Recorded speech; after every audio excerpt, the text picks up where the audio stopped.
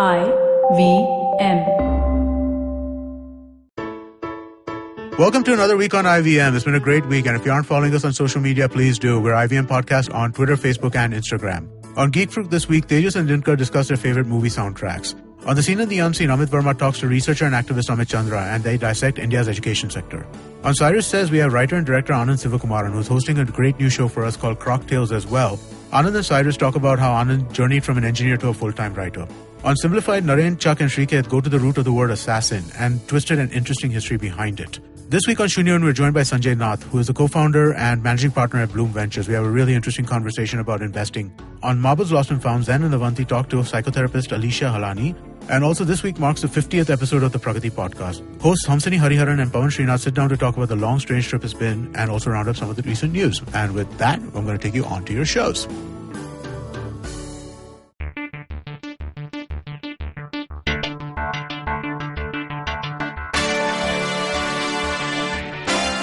What's good, you guys? This is Ranveer from Beer Biceps and my boy Tejaswin Gumber. What's up?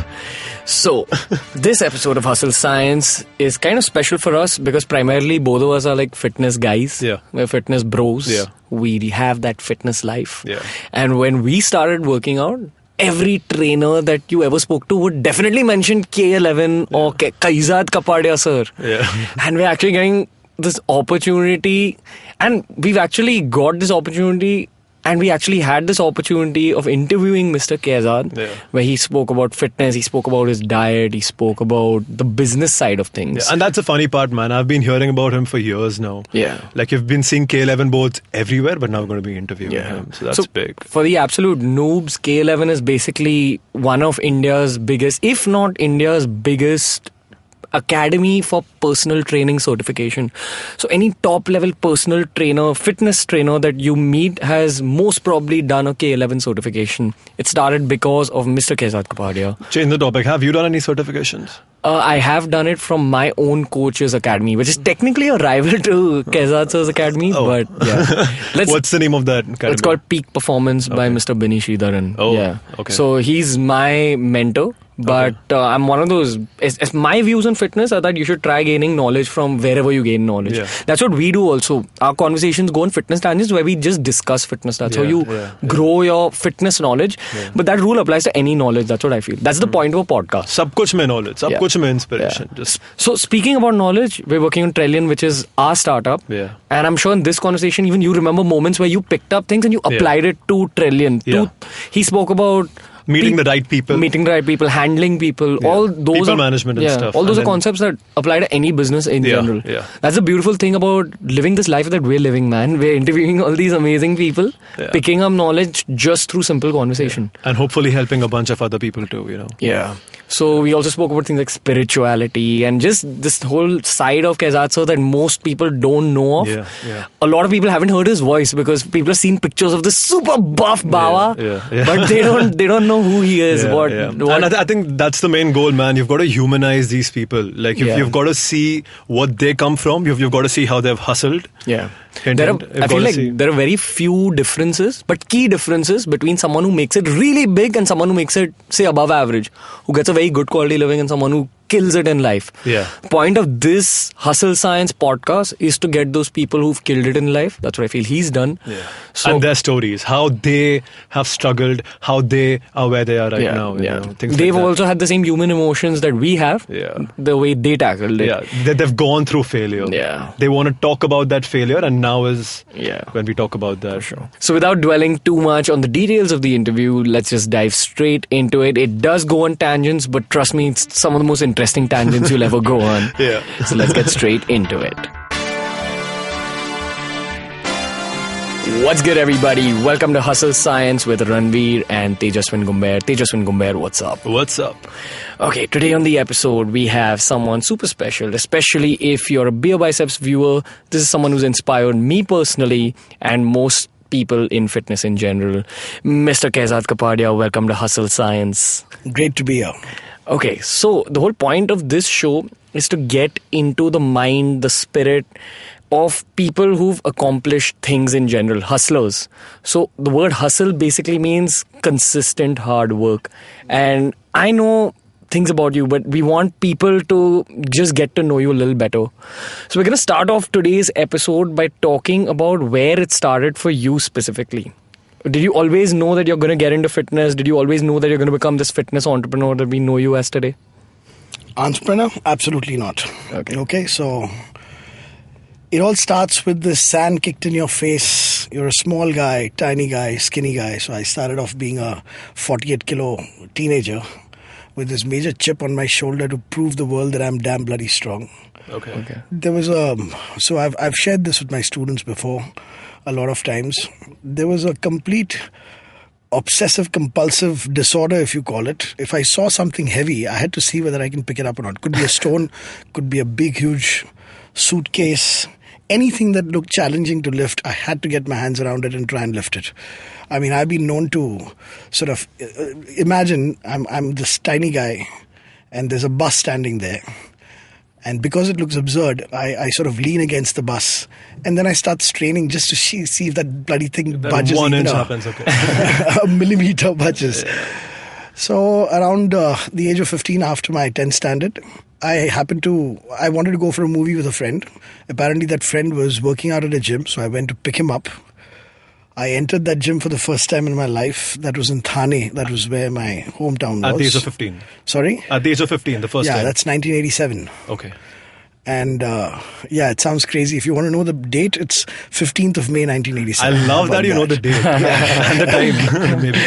So I enter the gym and guess what? I mean, all I see is things to be picked up. Like dumbbells and barbells, and I still remember that the heaviest. So it's weird. I'm known to have really bad memory, but these things just stick. So I even know that gym, the heaviest dumbbell was 30 pounds. Okay. Right? And obviously, as a 15-year-old, so there are these dumbbells all the way from 5 pounds to 30 pounds. And who's interested in the 25-pounder also? I just went straight for the 30-pounder and tried to lift it. There was a barbell lying on the floor. I tried to pick that up and went back home. Asked my father to pay the fees for the gym.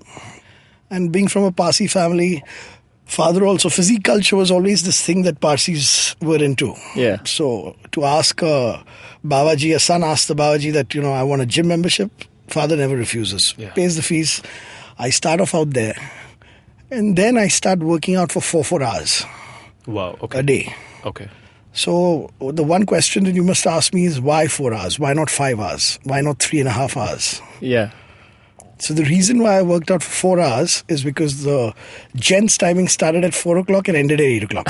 So basally the whole day that could possibly be. Yeah, so if it was 4 to 9, I'm sure I would have worked out 5 hours. Yeah. It was obsessive. Okay. And that obsession is necessary, I feel, because a lot of people put a lot of stress on the word balance and have some kind of balance. I don't think anybody's achieved any success with balance. It's always an imbalance. Yeah. It's like suddenly the weighing scale just drops in with the weight of what engages you to that extent. And then there's nothing else in your life that matters. Yeah. At least initially in any journey, I feel it takes obsession to get somewhere. Completely. Otherwise, you can't sustain. Yeah. Like you need to want it that bad. You need to want it that bad, and one should never look back to those years and act holier than thou and tell people that, look at the hard work I put in and all that. It wasn't hard work. Bloody hell, I was addicted. It would have needed determination and discipline to stay away from the gym. Yeah. So here's the thing. I was into bodybuilding, okay? And for me, bodybuilding was powerlifting. Okay. For me, big muscles meant a lot of strength. Okay. Yeah. How did you figure that this is going to be your career path? I didn't. Okay. I was just obsessed. I mean, I used to refuse vacations. Okay. And my father was like, you're too young. I can't leave you at home. You'll have to come. Okay. And then it was like, okay, you want me to come? Find a gym near that hotel, wherever we're staying, boss. But I can't come. I can't miss my workouts. Okay. At what age did you enter that phase where you needed to work out, where it became such an obsession? Within about 3 months of starting workouts. That's so we're still at 15 right now. Okay. That's when nothing matters. It's like, luckily I had parents, and that's what I would like to tell parents, if there's some parents out there who are listening to what I'm saying. Trust your children, Trust them a bit, and whatever it is, let them find their passion. I mean, I get the concern, okay, what's my kid going to do? But it just doesn't help. Yeah. there's not one single case in which I can think of where the parent has guided the kid and the kid has listened to the parents and he's still happy in life. It has to be something that you find intrinsically. So I was lucky enough to have parents who said, okay, study, pass. Then my father was at that point where he said, I don't care, get graduation, that's what I want. Passport mein madad hoti hai, documentation mein madad hoti hai, graduate ho ja, and then do what the hell you want. So what did you study? So I am a Bachelor of Arts. I did 6 papers in economics. I know nothing about economics. I think I forgot all about economics after the exams. Did it help you anywhere in the future? Sorry? Absolutely not. Okay. You would have rather done a sports science degree or something like that? Now looking back, would have rather done biochemistry. Okay. Biochem is so integral to my domain, and the domain in which people consider me to be knowledgeable. Quite frankly, if I had a base in biochem, I would have been on some other level. At some other level. Okay. That would give you a really early start into. And that's what angers me about the education system. Yeah. That my intelligence quotient or whatever you call it was wrongly equated to my marks. I mean, I wasn't interested, so I wasn't applying myself. That didn't mean anything, and quite frankly, you might have heard this word. So my Father in heaven obviously must be laughing every time somebody calls me that. So Kaizzad Capadia, the educationist, he must be rolling with laughter every time he hears somebody say the word educationist, because So you weren't looked at as an academic at all. No. At that point, okay. No. Absolutely not. I had this insane urge to argue. So my class participation used to be huge. Okay. So I'd be the one raising my hand and all that. And the teachers would always be very shocked and disappointed that this guy who participates so much in class gets bloody 40% and 50%. That's ironic. That's ironic because today, it's like if you talk about fitness science, like one name that comes to your mind is Kaizzad Capadia. Yeah. But that's what I want to keep telling people, that it's studies. So I was studying. All right, I thought I was cheating my parents, and I thought I was reading my fitness magazines inside my textbooks. You know how you sit with the textbook outside and the magazine inside. Yeah. But guess what? I remember this book, Arnold Schwarzenegger's Encyclopedia. Everybody knows that book, right? Yeah. Apparently considered to be the Bible. It's the most scientifically incorrect book you can ever come across. Totally. But the point is that book was the kind of, it had the size that used to scare the shit out of me. Yeah. So for me, a big thick book is like, oh. And it just didn't occur to me that I finished that damn book in 2 days, cover to cover. Wow. So you were always naturally drawn to the world of like fitness science? Yeah, I was always naturally drawn to fitness sciences. I didn't know. I was drawn to strength. Okay. Okay, yeah. I was probably super compensating for what I was. I mean, I had no interest in arm wrestling people my size. I needed to arm wrestle with people twice my size. Okay. Constantly. Always chasing that obsession of strength. Yeah, always chasing, always testing myself again and again. So, Ranveer, like that's what I think, like if you actually go back a bit, what I think you can take from this thing is you need to be really obsessed with what you do. You need to really crave reaching that stage, and you need to just start. By just starting, by what you mentioned of just getting the magazines, just going for it, you did not care if the information was wrong, as long as you just started, at least planted that thing in your head? I did care. I just believed it was right at that time. Okay. And then when I didn't stop there. That's all. Okay. So I said, if I know this, I want to know this now. I want to know that now. I want to know the why of everything. So if I know the why of everything, and then while finding out the why of everything, oh shit, that was wrong. Yeah. Okay. Did you, like when you were transitioning into a career in fitness, how did it start? Did you start training people? Like how did you actually get into the world of training? So there, very recently I was given an award. Apparently the Fitness Excellence Awards apparently was the first attempt at the fitness industry awarding people, just like you have a Filmfare Awards and all that. So they did that, fair attempt. And I was given an award of sort of excellent work done in education in the fitness industry. Okay. And when that opportunity came, I remember that when I entered the hall, I didn't want to speak. I just wanted to take the award and go back. And people generally ask me to speak, much to their disadvantage, because they say, we'd like you to say a few words, and I've never been able to say a few words. So I said, this time I'll just take the award and go. I enter the place and I see the real legend, of the Indian fitness industry. That's Mr. Madhukar Talwalkar. That's where it all started. Okay. And he's my godfather. He's the one who provided that starting block. He's the one who told me. For the listeners, that he's the guy who started the Talwalkar's chain of gyms. Or rather, he's the guy who started the Indian fitness industry, because the Indian fitness industry basically at one point in time started and ended with Talwalkar's. Okay. That was the only branded gym that was going the route of a gym chain. Okay. There is no precedence before that. Right? And so, quite frankly, at that time, the only person who could really give you a job In the fitness industry was him. which in the non-existent fitness industry Okay. would be him. So what was the difference in fitness in the 80s and 90s in India and fitness now? Like, were people aware of fitness science? Were people obsessed with bodybuilding the way they You are already now? mentioned that, like, when he entered a gym back then, the heaviest dumbbell was 30 pounds. Yeah, but that wouldn't have changed without me. I'll take credit for making that change. Okay. I was laughed at by the dealer of Ivanko. Ivanko is one of the world leaders of free weights. Okay. The specialist in free weights, dumbbells and plates. So I'm giving that guy an order of a lifetime, right? I mean, who would order Ivanko? That was $200 a pound at that time. And we're talking about 99. Okay. Yeah. That's not too far back. It's like, So 99 is not too far back, but it's still 99 is 20-something years back. Yeah, 18 years back. 18 years back. At that point, it was probably like, it was just starting off. Fitness was just taking shape. Yeah, and there were gyms, and again, nobody invested more than 20 lakhs in equipment, and my clients who put faith and trust in me to set up a gym, they were like, okay, you say the word and we'll get it. And they actually got equipment worth 1 crore in 99 on my word. Okay. So thanks to them, I had one of the best equipped gyms in the country at that time. Cybex, which I still believe is in the ergonomic space, in biomechanics, still the best strength equipment, one of my favorites.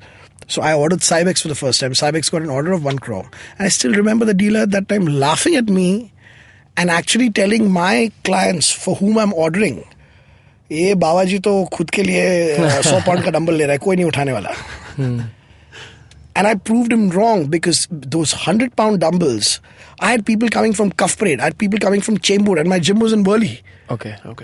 So I had people coming from all those places just because they had those weights. Strong people are there everywhere. People are there. So there's this notion, okay? So we've got 30-pound dumbbells. So you ask the gym owner, why only 30-pound dumbbells? नहीं, यहाँ पे सिर्फ fitness के लिए आते हैं. Bodybuilding के लिए नहीं आते. And no, strong people don't come here. They don't say that, but it's actually that. So I'm like, strong people have come and gone. They have come to your gym. They've seen nothing more than 30 pounds and they've not joined. If you don't keep more than 30 pounds, how do you expect strong people to come in the first place? And I've always believed in hitting out at the opinion leader. That is, the guy who will fight traffic to be at your gym. The guy who's not going to see location. The guy who won't care whether there's parking or not. But he'll come for those 150-pound dumbbells because that's the only place he can get a decent workout. Okay. Those are the people you want to attract. Yeah. So all of this started in Talwalkar's? Like, you joined as a trainer? So this was after Talwalkar's. Okay. So basically, Madhukar sir basically made me into the country's first professional personal trainer. Okay. Now, truth be told, if I were to say that nobody else was personal training at that time than me, that would be wrong. There were some 3-4 people in Mumbai at least who were doing personal training. But they had a day job. Okay. They'd be taking clients in the wee hours of the morning and then going to work, or probably taking clients after work. Okay. And at that time, it was pretty much 9 to 5, not the kind of crazy hours that we work today. Yeah. I'm going to go out of my way a little bit and just ask you, how much did you charge that time for the personal training? $1,500 for 12 turns. Okay, wow. So today, if there's a format for 12 turns, it's because Madhukar sir told me, you'll go Monday, Wednesday, Friday, 3 times a week. Yeah. See, that was everything that's taken for granted, that personal training is done thrice a week, 12 turns in a month, right? Yeah. Okay. All of that was not in existence till Madhukar sir told me that this is what you'll charge. Okay. Before that, as I said, I didn't really have a career in mind. And can you believe it that I was thinking of hotel management? Okay. Immediately after your arts degree? Yeah. Why? Because hotel management and shipping merchant navy, were two attractive careers that attracted people who could not study, who could not get marks. I was considering hotel management, and not because I was interested in hotel management. There were a few glamorous lines in which you could work. So hotel management, you could become a butler, right? But at least you're a butler in a 5-star. Yeah. So the whole idea was about working in a 5-star, and that's what attracted kinds like me who were not much into studies. Okay. Yeah. Merchant Navy, I mean, you're cleaning decks, you're cleaning toilets, but then you're going around the Cape of Good Hope. You're a Khalasi, but then you're earning in dollars, and then you come back and then you distribute Marlboro cigarettes to your friends and imported chocolates at that time, and get a Ray-Ban for somebody, which was like not available at that time. So you're a foreign return kind of a guy, and nobody gives a damn what you are doing on sea. Yeah. And you're earning without, you don't pay taxes. So that's the only way we could earn money. Us who were not interested in studies. Yeah. Now my mother was very, very not in favor of my choice of fitness. Okay. But she was an action-oriented lady. She wasn't. So I didn't know where I was going. So we lived in Thane. My father was maintenance manager of Cadbury's. Okay. He's a chocolate man. So Cadbury's has its works in Thane. So that's why we were in Thane. And at that time, Madhukar sir decided to set up Talwalkar's in Thane. Okay. Somehow, my mother came to know that this man is here. So imagine, she had nothing to do with the fitness industry. She knew her son was completely crazy about just this. She wanted me to be the next Zubin Mehta. Okay. How old were you at the time? Must have been around 17, 18, Okay. 19. And she landed up at that construction site where the Talwalkars was happening. She went straight to Madhukar sir, and she was an aggressive lady. So she's like, Mr. Talwalkar, you need to help my son. Out of the blue. She didn't know him, whatever. And my son knows nothing else but this. And he can't think of anything else. Now you please find him some way of earning money. It's your line. Yeah. So he was like, I know your boy, because I used to compete in bodybuilding.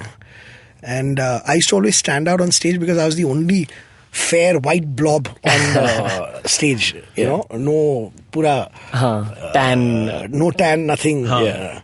So at that time, despite me not having much of development with our stupid obsession with fairness, foreigner dikhta hai. Okay. So I was known.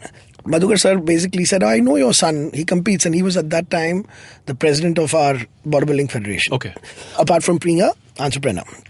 So he's like, I know your son, and I would love to give him a job. So tell him to meet me. So she's like, no, he won't come. You please call him. And that wasn't because of that my son's arrogant. He's just shy. He's not going to open his mouth. He's not going to come. Okay. And she came back. Obviously, I'm sure you people also find what your mothers do sometimes very embarrassing. Yeah. It's like, Mom, why'd you do that? And so I was livid. I said, you know who he is, and you've gone and just blabbered your mouth off. And suddenly I get a call, and he's called me.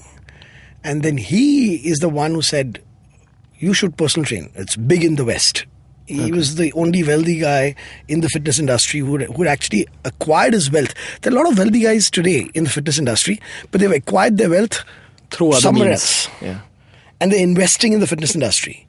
This is the man who acquired wealth in the non-existent, created the industry and then acquired wealth. Yeah? And he was the one who was to go abroad, check out. So he said, this trend is great, personal training, and I want you to do it.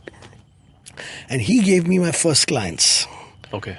Who are sort of in touch with me even now. Wow. A very illustrious family in India, the Bajaj industrial family. Okay. So the Bombay part of that family stays in a building called Mount Unique on Perry Road. Okay. So that was my first, those were my first clients.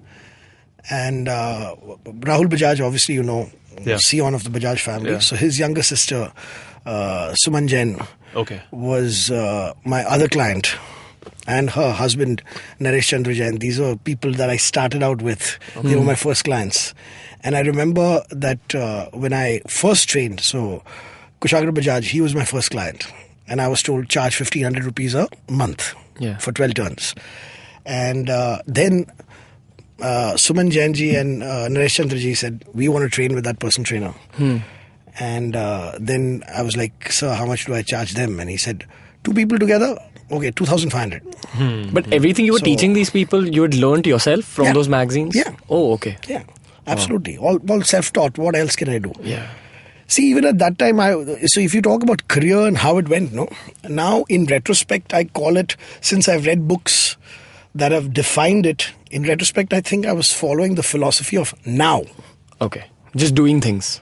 in the moment. Being in the moment, absolutely. So, before I got my client, the reason why there was so much excitement about my first client, I couldn't believe I was getting paid for that, first of all. For doing something you love. Yeah, so there was another obsessive compulsive disorder in me to correct people, apart from lifting of weights. So once I started learning about biomechanics, the correct form, it was like if somebody is doing something wrong in front of me, I have to go and tell him. Yeah. And it wasn't some kind of a altruistic, I want to help people. Do you know of people who can't stand a frame being teda Yeah. on the wall? Yeah. Yeah. Yeah? You have that with form in the gym? I have that form in the gym. So it's like they will not be able to work till they go and straighten that frame. Yeah. So for me, it was this, out of the corner of my eye, I would see somebody doing the bento row wrong and I'm like, Bolo ke nahi, bolo ke nahi. nahi, bolo ke nahi ki baat nahi hai. It is irking me. It's irritating me that the guy is doing it wrong. You Get just- it? yeah. So then I would go and like, boss, 1 minute, aise nahi, aise karo. And I used to get all kinds of attitudes. Some people would thank me, very few. But otherwise it was like, करने देगा क्या भाई? हाँ? तेरा क्या problem है? Yeah. Little did they know who was advising. so- If they had any clue that There was no. I was a chit of a guy with a big chip on my shoulder, telling people galat hai. And I also was very, very. So today I know that that's wrong, but I used to enter gyms and. Okay, have you all been gym members where you've advised some members and the trainers get damn Oh, pissed yeah, off? yeah. In fact, after I started Beer Biceps, I got removed from my own gym because... Right, correct. So there's always this whole insecurity Yeah. thing, right? it gets political at one point. Yeah. So And it's I- always been there? Like even since then? always been there. Okay. And I used to be, it was ridiculous. I used to be ridiculous. I used to walk in and tell the guy, your trainer's teaching you wrong. Yeah. Right there in front of the trainer. Wow. I would, so I had that and that was stupid because I got kicked out of so many gyms. I just kept on getting kicked out of gyms. Probably that was one of the reasons why I became a gym owner, which is not really my line, but I wanted a gym of my own because I got kicked out of so many gyms. And then there came a time when I said, Kaizzad, nahi milega gym abhi. So it used to be like somebody doing something wrong and I going, and then saying, oh my God, jane de. Then that would happen, jane de. करके यहाँ से भी निकाला जाएगा जाने दे दूसरा gym नहीं मिलेगा kind of So, stuff. you started training people at 17? So I started training people. I started correcting people without getting paid, right? And I think at about 21, this whole thing happened. Where you started actually going to people's houses. Going to people's houses. And that was it. That was the whole thing. So it was like, you go, you teach them. I said, huh? I'll go. I'll teach them. And I get paid. So up until now, I only got kicked out of gyms because I was teaching people, right? So it all just fell together. Yeah. And that first client that I got, so a lot of people don't think I'm ambitious, but I'm extremely ambitious. But it's a different kind of ambition. It's an Why ambition. would people think you're not ambitious? I think I'll tell you. I'll tell you why. Because I'm not ambitious about numbers. Though I'm ambitious about wealth. Okay. I'm ambitious about excellence. I get damn pissed off if I'm not considered to be the best at what I do. Yeah. So it's all about excellence. So I don't care today if I don't have 300 academies in the country. What I want is for people to value the education that I provide so much. And I am Ahmedabad. Yeah. So even amongst IIMs, there's one IIM Ahmedabad, and they're not 300 IIM Ahmedabads. There's one. Correct. I would rather have. Quality over quantity. Yeah, absolutely. Okay. Completely. Yeah. So, So- you started training people at 21. So, till what age did you train people up till the point where you figure that, okay, it's time for something like K11? No, it was never that way. How did that It was transition never happen? that way. That's what I'm saying. Power of now. It was never that, okay, now it's time for me to move on. Never. Things just happened. Okay. And I fell out of one thing and I dropped into another. Okay. Okay, but it was never planned. All right. My second client was never planned. My first client was my universe. So it was all about impressing them so much And that's what I keep telling people. They keep coming to me for advice. How do we build a practice? How do we get more clients? अरे तुम्हारे पास एक client है, अभी उसको संभालो, उसको इतना खुश करो, और जब उसको इतना खुश कर रहे हो, वो कहीं ना कहीं तो बात करेगा. He'll talk so passionately about you that somebody else will want. So do you credit that to the power of networking, that your first clients were so illustrious that they actually linked you beautifully after that? Absolutely. So Anand Singhania was again my second client, second family that I went into. Then Yash and Avanti Birla were very, very sweet clients. So yeah, obviously. So if Madhukar sir had given me the break with one industrial family, then that industrial family's reference is going to be another industrial family. A general manager or CEO of their company is not going to take the personal trainer off the industrialist. And if I'd started off as general manager, then I would be going from general manager to general manager. That's how it happens. But you focused on one client at a time. I just focused on one client at a time, meaning it was just about this one client. That's it. Okay. That became my universe. And right now I can sort of cite things like the power of now and the philosophy. At that time I didn't even know that. It just happened in the word that is used a lot today nowadays. It happened organically as far as social the media internet references. and social media is concerned. Yeah. Alright, so that was part 1 of the episode. We'll catch you after this short break. Hey friend, so if you're listening to a podcast right now, you're probably some kind of a nerd at heart at least. So maybe, just maybe, you might like another podcast about nerds, by nerds, and for nerds. It's called Geek Fruit, a community to unite estranged geeks from across India and later on the world. We talk about television, movies, science fiction, adventure, fantasy, etc. Anything nerdy, it's all here on Geek Fruit. You can catch a fresh episode every Monday, and you can check us out on any of your favorite podcast apps, like my favorite podcast app, the IVM podcast app. Give me my money, IVM. Good plug. Happy listening, you nerds. Hey guys, now we're back with the show. So we were talking about networking first, and I want to understand where networking with some really industrial people took you. Where did you get eventually with it? Again, I will correct the term. It wasn't networking. Okay. I was given a particular client. I was just too excited about the whole thing, about being able to getting paid to instruct people. Even at that level of knowledge that I had, which was negligible at that time, whatever I had to share, I had one thing very clear, that I am the teacher, I am the coach. You don't tell me what to do, you listen to me. Okay, it wasn't about a client who says, okay, Kaizzad, I am really interested only in abs. I don't like training legs. Don't give me a leg workout. Design a workout for me that doesn't include legs or some shit like that. I would never take that. And very early on, though I didn't know, again, power of refusal, okay, as far as a professional thing is concerned. I didn't know that. It was just that it was unacceptable to me that somebody would take me on as a professional for guidance, and then they would tell me what they want, right? To this day, I'll tell you, the whole thing about this bespoke, customized workouts. You don't need to customize workouts for anybody, and nobody needs to tell you their goals. Okay. When it comes to fitness, I'm speaking to you over the phone. I've not seen you, but I already know your goal. Yeah. How do I know your goal? And it's like, you haven't even met me and you're going to design. Yes, I know your goal. You know my goal? What is my goal? Well, you want to improve cardiovascular endurance. You want to improve muscular endurance. You want to improve musculoskeletal strength. You want to improve mobility. And you want to improve your body composition. I know that. You may not know that. Yeah. You may pick and choose from a menu, but I know you need that. Yeah. And it's like, people just can't accept the fact that everybody's requirements are the same. Now, somebody may think that the requirement is just the tummy going in, but that's not the requirement. There's so much more. And it's me as the expert who will tell them that there's so much more to want. Right? Like, for instance, people say, Aadmi ko kya chahiye? Roti, kapda aur makan. Who assumed that? Right? Yeah. Yeah. तो वो तीन चीजें क्यों? And how come nobody argues के तुमको कैसे पता? True. How come we don't have people saying कपड़ा मालूम नहीं, रोटी और मकान? कोई चूज करता है क्या?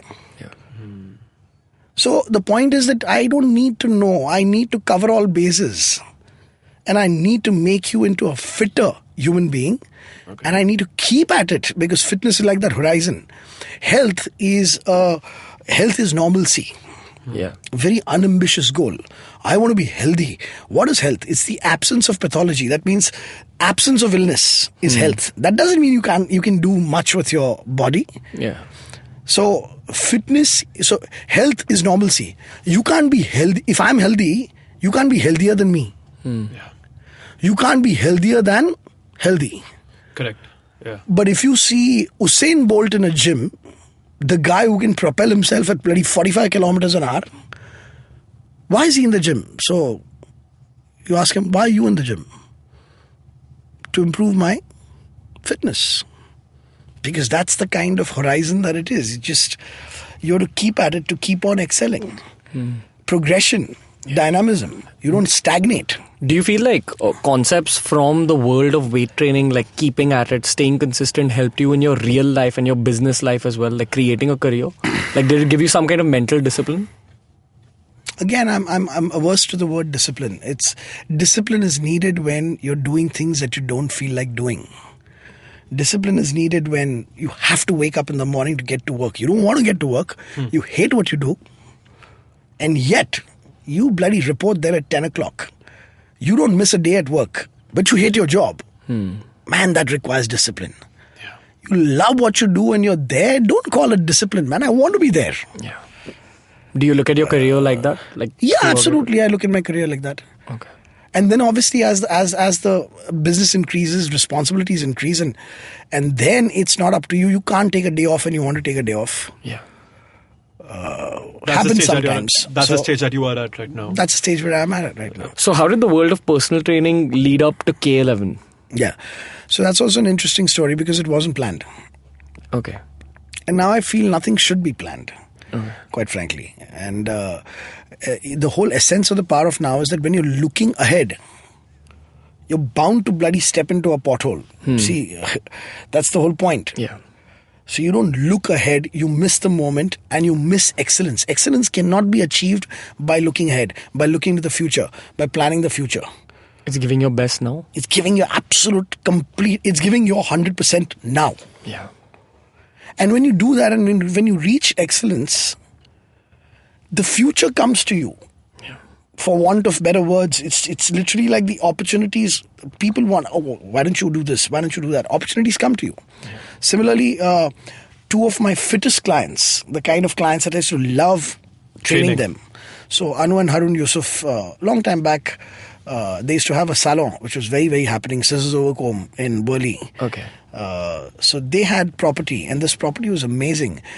We all know Haji Ali in Mumbai, right? Yeah. So if you draw, it's in the sea. Yeah? You can only get to the Haji Ali Mosque in low tide. Otherwise, there's no path. Yeah. If you draw a straight line from Haji Ali in the sea, right, you will come to that building in which they wanted me to design and set up a gym. Okay. Wow. That building was the windbreaker. That's what you call that building. No compound between the sea and the building. The waves used to hit the building walls. Okay. Right? So we planned the gym floor on the top of the terrace. There was like a 2,500 square feet rectangle and a nice round sun deck. So we had a glass wall with big sliding doors looking out of the sea. So when you were on, and guess what we named the gym? What? So my consultant for group fitness at that time, a really respectable lady and a very accomplished lady called Banu Batli Boy. These are all people of the fitness industry at that time. Okay. Very classy people. People today in the fitness industry may not know them, but she was excellent with group fitness. And so we were toying with names. And she said, Exert. Okay. And that just struck. And the people that I was designing and setting up the gym for, who had told me, why don't you be our consultant? We want to set up this kick-ass commercial gym. Right? So I said, Exert. And then there were all these branding, marketing gurus at that time who said, bad name. It spells a lot of hard work. These marketing gurus are hated even today. Yeah. It should be fun. And it'll scare people. Exert. It's got a negative ring to it. Yeah. I said, no, man. It's so beautiful, and it took off. So Exert was the first gym that I set up. Yeah. okay, with the funding provided by these clients. And I learned so much. So today when trainers want to set up gyms, see, the point is I was personal training, and guess how much I was earning at that time? From the gym? From the personal training. How much? 75,000 rupees in cash. And this is in the 90s. Wow. That was huge. Yeah. I mean, I came from a middle class family. So for me, at that time, there was this term called as 5-figure salary. Yeah. That was the 5-figure salary. That's amazing. That's like you've arrived in life. So that's 10,000 rupees, right? Yeah. And here I was earning 75,000. I mean, I always had a very comfortable childhood. My father provided for everything. We had great vacations. Always could go to good restaurants. A movie a week. It was like we weren't deprived of anything. There was a company car, right? And he earned a flat salary of $15,000, and he put me through school and my sister's wedding, everything. Yeah. So in $15,000, and here I was earning 75 and blowing up 75. But the one thing that I did was I blew up the 75,000 on guess what? On K11? Supplements. I blew up 75,000 on myself, in my body.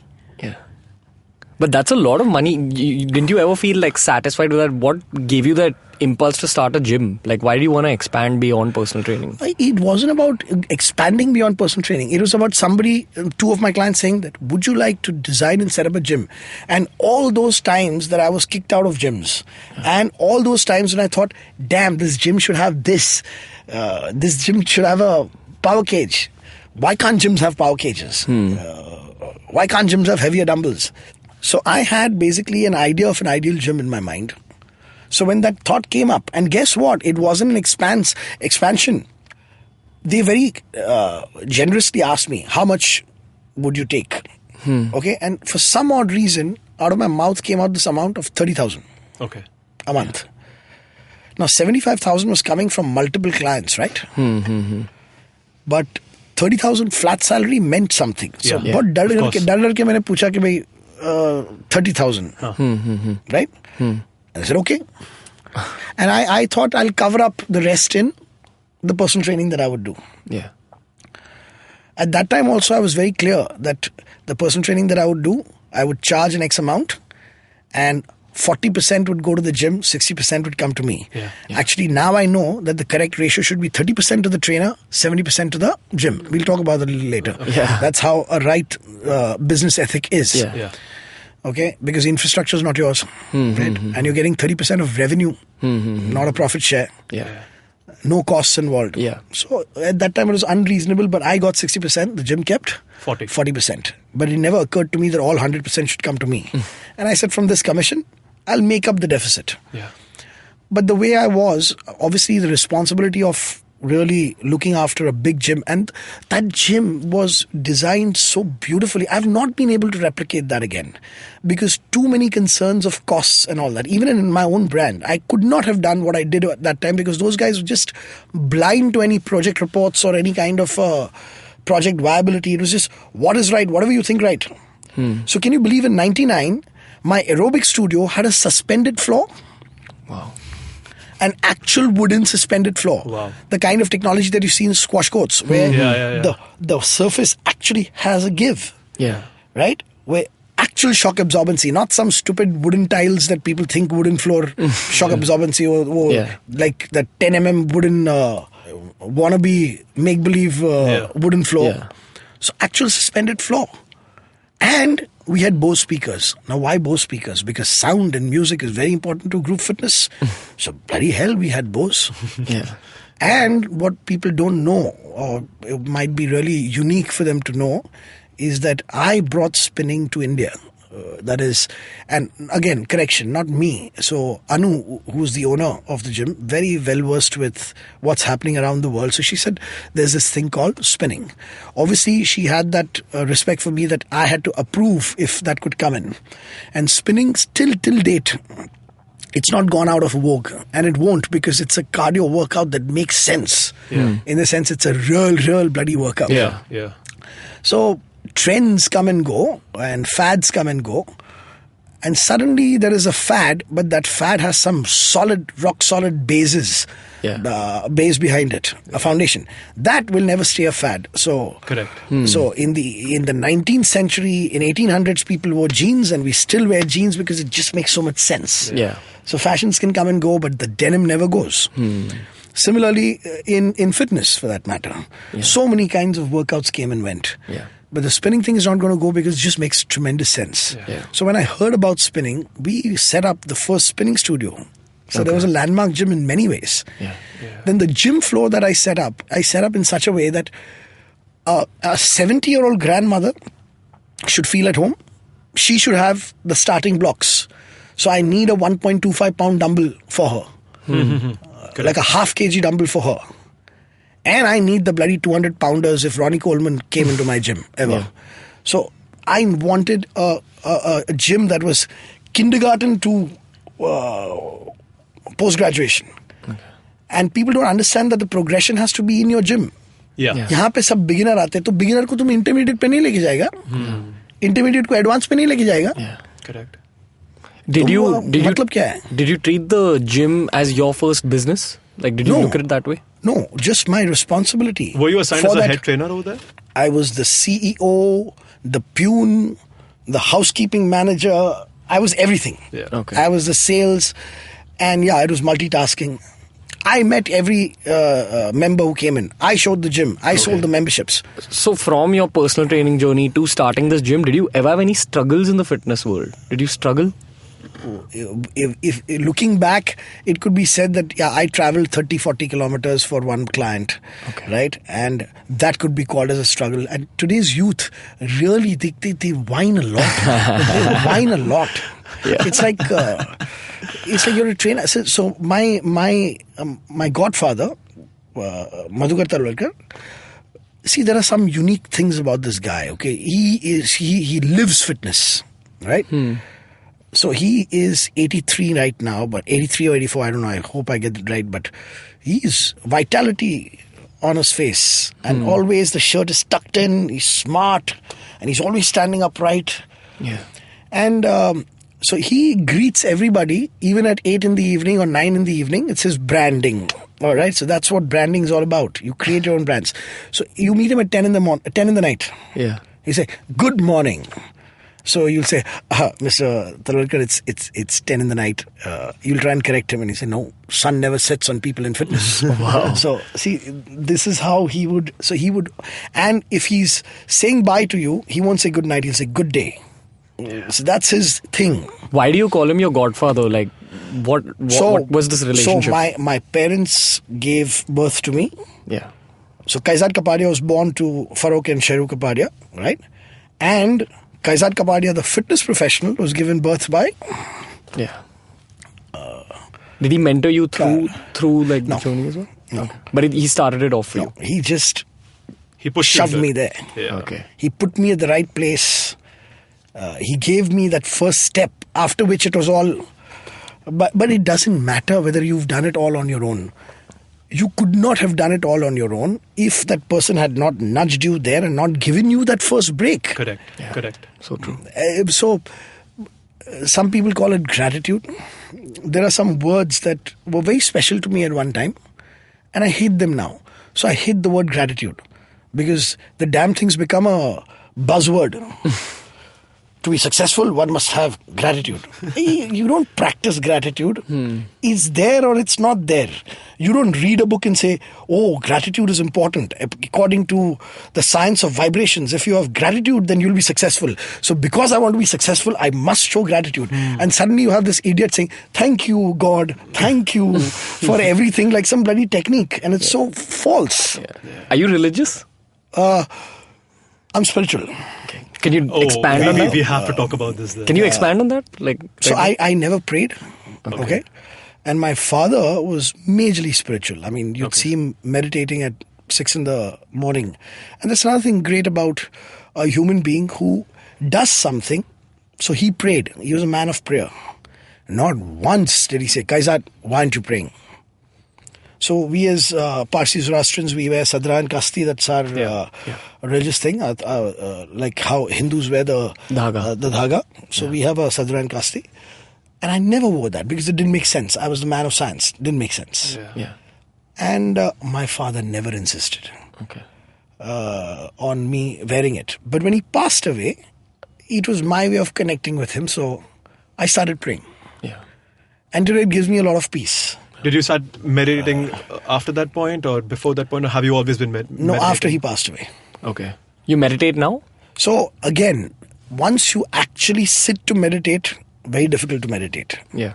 It has to happen on its own. So when I start praying and when I start connecting with my father, and if I'm talking, then everything else precedes, and then I'm meditating. Yeah. So if I feel a compulsion to talk about Madhukar sir as my godfather, so if you say, how did it all start? That cannot happen without his mention because he's part and parcel of that whole story. True. Yeah. So it's not me actually expressing gratitude as in inverted commas gratitude kind of stuff. It just happens automatically. You have, so there are these phrases that you cannot go anywhere unless you remember where you came from, or so on and so forth. But it does make sense to a certain extent. Yeah. And it's not about being humble. It's about what is there to be arrogant about. It's the other way around. Yeah. Humility cannot be exercised. Correct.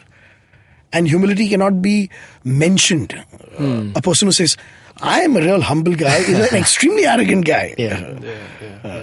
How can you say you're humble, damn it? There are other people who say it, not you. Yeah. So simple things like that. So basically, what I'm saying is that this phase came. Let's get back to Business aspect of it. Business aspect of it. So no, I was talking about youngsters whining a lot. So there was one thing about Madhukar sir was this good morning thing, right? Yeah. The other thing, so I remember there was a meeting with him that was kept. I was about 22, 23, and I was going to have a meeting with Madhukar sir at his office. So he was in his 60s. Where was his office at that time? Dadar. Okay. So I had fever. So I called him up and I said, sir, I won't be able to make it today. I'm really sick. Oh, he got livid on the phone. In a way, don't say that. And then what followed after that was very unique. He said, say your mother's sick. Say some other emergency came up. How can a fitness professional say he's sick? Yeah. And it's such a thing of pride. It resonates with you after that. Yeah, and today a trainer stands on the gym floor and you ask him, boss, I've got a bad back, I've got a bad shoulder. Trainers are saying that they've got a bad back, they've got a bad shoulder, they're whining about injuries. Yeah. I mean, how can you disclose to your client that you have a bad back? Yeah. I mean, where's that bloody pride? Yeah. And that stayed with me. So when I was training people, I remember times when my back was spasming, but if my client didn't have a squat rack, I would not allow that to stand in the way. So I've actually, so at that time I was really strong. So till whatever I could lift. So I've lifted 220 pounds and given it on a person's shoulder. Right? Yeah. And you have trainers who actually say, I won't be able to lift that because mera thoda problem hai. Or if I give a job to a trainer, he thinks, sir, bike riding mein mera back jata hai. बोला क्या यार सारा बुढ़ा खलास हो गया जवान नहीं आदमी ऐसे कैसे बात करेंगे उन लोग. I have to go off topic for just a minute. Yeah. Do you feel like a lot of people are getting into the fitness industry as trainers purely for the money now? Like compared to earlier? And not the passion. Yeah, like when it was people like you got into it for the passion? The people who get in things purely for the money never make money. Yeah. Okay? Yeah. So let's keep it pure and simple and let's just say that we are all in it for the money. Yeah. And you better have the profession choose you rather than you choose the profession if you want to make a lot of money. Yeah. But do you feel like that's the culture that's going around right now? But there's a lack of love? But so lack of love, obviously he's not going to make it, nah. To the top. He's not going to make it to the top. Yeah, he can sustain a living. Yeah. for that matter. So I just want to expand a little bit on what you spoke about as well. You've indirectly described the science of hustle through what you said. Absolutely. That you stayed in the present and you just kept giving it your best. Yeah. But what led to K11 then? How did K11 start after the gym? So there was a moment when, so I was very set in Exert, okay? But there came a moment when I had to say bye for whatever reasons. And I had to move on. Which year was this in? This was 2003. Okay. Or rather 2002, and then afterwards, towards 2003, then K11 happened. And by the way, you should know that I was earning up to 75,000 as a personal trainer.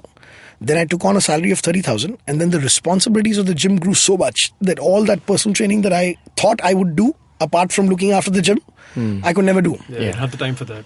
So my income actually dropped from 75 to 30. Okay. One could say that it was a stupid move and all of that, but no, you don't understand platforms and what they can do for you at that time. For me, it was more of a ethics that, okay, I've said 30. I said 30. Yeah. They asked me, and now I need to look after the gym. I can't complain. Because this gym is a humongous responsibility and it's the best gym in the country, and I have to keep my members happy, and if that requires me to give up clients, so be it. Yeah. But just because I want to take on clients, I will not make that bloody gym suffer, because that is going to give me a bad name. Yeah. Somewhere inside, without somebody telling me this whole thing about money will follow a good name, somewhere inside, I already knew. Yeah. Thank God for that. Yeah. So you go after money and your name or reputation gets spoiled, that's a bloody short-term thing. So it was all about rep. Nobody can say a bad thing about me. Nobody can say a bad thing about my gym. To hell with whether I'm losing money. So if I'm losing money at that time, that's an investment towards my reputation. Yeah. That is exactly what happened.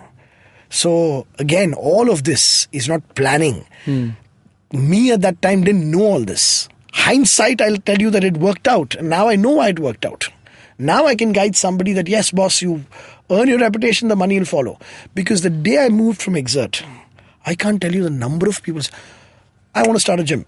Will you consult me on that? I want to start a gym. 1,000 people wanting to do gyms with me.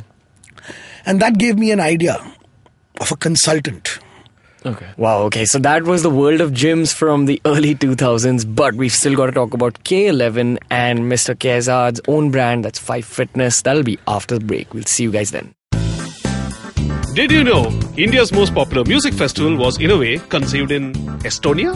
We speak to someone who knows a thing or two about making the NH7 Weekender happen. Did you know that some termites in Africa have a pleasant minty flavor? And just as well, because we might all be eating them in a few years anyway. Did you know that the world's greatest collection of human knowledge got its initial funding from a porn site? That's how Wikipedia started, and we tell you how it works. Hey, I'm Chuck. I'm Naren. And I'm Sriket. And together we're Simplified! Your fortnightly look at burning issues that you should know about. Told to you in a way you'll understand, with humor, bad jokes, and PG Wodehouse references. So that you can look smarter with minimal effort. We're smart, funny, Erudite and wise. And ultra-crepidarian. Wait, what's that? To find out, tune into our show. Episodes out every fortnight on all podcast apps near you. And on the IVM podcast app as well. Oh yeah.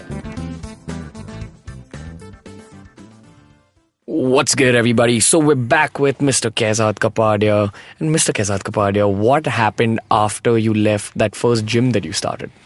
Yeah, so as I said, there was a decline in income, which I'd completely ignored. It was all about seeing to it that my customers were happy, my members were happy, my trainers were doing a great job, the gym was being maintained properly. And by the way, I just want to clarify here that it wasn't just all my efforts. The owners of the gym put in their heart and soul in the gym. They were as much of people who were running the gym. I learned a lot from them. Due respect, I don't think they're going to listen to the podcast. Sorry? No. Yeah, that's fine. That's fine. But it needs to be said, because I love taking credit for things that I've really done. And when credit is given to me about things that I've not done, it's just my internal thing, whether they get to hear or no. People should know what I will, and then I get damn arrogant. It's like, if this has happened, it's because of me. If that has happened, it's because of me. I have no problems in saying that. But I will not take credit for something that I've not done. So this was 2002, 2003? Yeah. So post that, what happened was that like in hindsight, yeah, I took a drop in income, but I got known as the guy who set up a kick-ass gym. I mean, I got known as the guy who set up the best gym in the country. So the moment I left, that's the kind of platform that gym gave me, one could say that my income went down, but who cares? That gave me a platform. That was an investment of 2 years. That drop in income for 2 years, I would call it an investment. Yeah. Because the moment I left, I was not just the personal trainer, but the guy who set up probably a landmark gym in India. Yeah. There's so many people at that time who were like, we've got space, we want to set up a gym. आप gym चलाओगे, आप gym setup करोगे, हमको कोई मालूम नहीं fitness के बारे में, help us करके. Not that every meeting, but it gave me an idea that I should become a gym setup management consultant. Yeah. So what did this whole consultancy process teach you? Taught you basic business skills? No, I didn't have basic skills, business skills. Okay. But God gave me the brains to know what I was weak at. Okay. And that I think is a great asset of mine. How did that help you? Did you find the right people to fill up the gaps? Because Devki Kimji, who was my client, consultancy client, whose gym I was setting up. Okay. So she at one point caught me, signing checks in the car, and she was like, and she comes from a business family, and she understands business. So she was like a little shocked. She was always impressed with me as a consultant, but then when we spent time together and she saw how I was handling my business, she was like, what are you doing? That's not how you. Sorry? Some corrections going to be. Yeah, she was shell shocked that I ran a business like that. And it was true. I didn't know what my bank balance was. I didn't know how much money was coming in, how much money was going. And I had these people with me who had put faith and trust in me. And that's the first time that I understood the responsibility that an entrepreneur has. You have a dual responsibility. It's like when you're a professional and your practice is not doing well, you're starving. Fine. So you rough it out. Yaar, nahi hua. Right? Yeah. When you become an entrepreneur, it's like not only are you not earning profits, but there are people who are attached and their family is attached, and it becomes. So hats off to people who handle that. Yeah.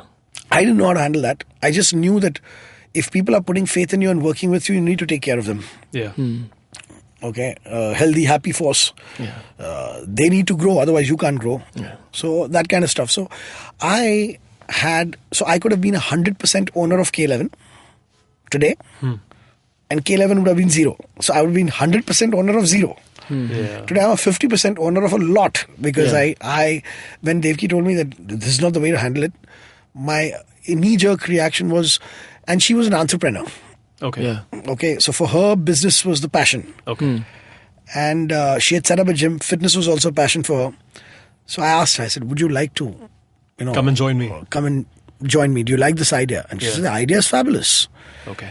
And she was like, yeah, let's do it. And which year was this in? So this was 2003. All's happening around 2002, 2003. Okay. After I left. Okay. Kaizzad. And she's like, yeah. So Abbas, by the way, was the one who named K11. Oh, wow. Was there a name previous, before K11? Did he changed? Or it was No. So at that time, now this might sound a little corny, okay? But Ocean's 11 had released at that time. Okay? But that doesn't mean that I just lifted Ocean's 11, acha picture hai, K11 karo. But so my name starts with a K. Devki Kimji, so her surname starts with a K. Kalyani K. Kalyani then rose very quickly to become the CEO of the company. She showed those incredible managerial skills and a talent for running the business that Devki noticed. I didn't notice. Devki noticed that. Okay. And she then sort of, rose to the ranks of CEO, and who to this day she runs the business, and I look after product of what K11 is. Yeah. So the right content. from the start, like you'll had this space in Santa Cruz, and you'll use. So that Santa Cruz place belongs to Devki. Okay. Or rather, at that time, it belonged to Devki's father. Okay. And again, a lesson for many people wanting to start out businesses. At that time, so it was Devki's father. Devki showed me that place. And you know why she showed me that place? We were setting up gyms. Okay, now hear me out. Set up a gym, brick and mortar comes up. Yeah. During that, brick and mortar takes about 3 months. We recruit some 20 people, and I put them through a course. So 3 months, the interiors are coming up. The equipment takes 3 months to come, and I am putting them through an intensive course. In those because 3 I months. wanted that. Yeah, I wanted that uniformity, and I wanted them to know everything I know. Because finally, it was a gym set up by me. Yeah. And after those 3 months, they would assume duty on the floor, and then suddenly 2 would leave. Okay. अब वो दूसरे 2 के लिए वापस 3 महीना ऐसे कैसे करेगा? One thing I understood from Devki, or learned from Devki, or something that she constantly pointed out to me, is that it's not scalable. It's not scalable. I mean, how can you keep on doing? Every one fellow you fire, you'll put the other guy through a 3-month thing. And quite frankly, I didn't know how to solve that problem. Right? 1 minute, so let's get this clear. The idea of K11 was an academy by itself? No, so I'll tell you. Again, going back, So, Abbas named it K11 because of KKKs. Yeah. Okay? And there were 11 that started with us. Okay. Oh. Wow. So it just happened to be another, instead of oceans, it happened to be K, but there were 11 people. Yeah. And today, by the grace of God, there's more than 111, but it stays K11. K11. Yeah. But it started off with this idea of becoming this academy? It started off with the idea of becoming consultants. Oh, wow. So the mother company today still is called as K11 Fitness Management Company Private Limited. Yeah. Okay. Yeah. And there's another company called as K11 Education Private Limited. I'll tell you about that because I connect with the government and the funding that we're getting right now. Yeah. Quite exciting stuff. So at what point did you pivot this idea of going from a consultancy business to becoming this academy that we know it as today? Yeah. So Devki understood reverse engineering. She understood that I can't keep on replacing the trainers that I've trained for 3 months. I can't do a 3-month course for every trainer that quits and has to be replaced. Okay. So she understood the need for having a stream of trainers. Yeah. Okay. So we took up this place in Santa Cruz. I did not have those business balls. Jaga le lete hain. I mean, now it's changed a hell of a lot. I'm like, I can't recognize myself now from there. Otherwise, loan lete hain, jaga. This is something that Devki had at that time. Okay. And I was saying, are you mad? An academy, do you know what an academy means? I'll need equipment, I'll need a gym floor, I'll need classrooms. How? We'll do it. So, it was very natural for her. So this is something very important. When you come from a service family, when you come from a business family, your attitudes change. You have a different attitude. Yeah. People from a service background, where your father's been employed, and you are somebody. So we are all okay with this. Every month, the money coming in. Yeah. The way things are moving, let it go that way. We don't invest money. We don't create. We give a service. We provide a service, and we get salaries. Yeah. Yeah. So the entrepreneurial stuff came from Devki. Okay. And she said, don't worry. And then we bankrolled it, and then the equipment came, and we had so in 2003 I had an academy. Now this is something very sad that I want to share with you all.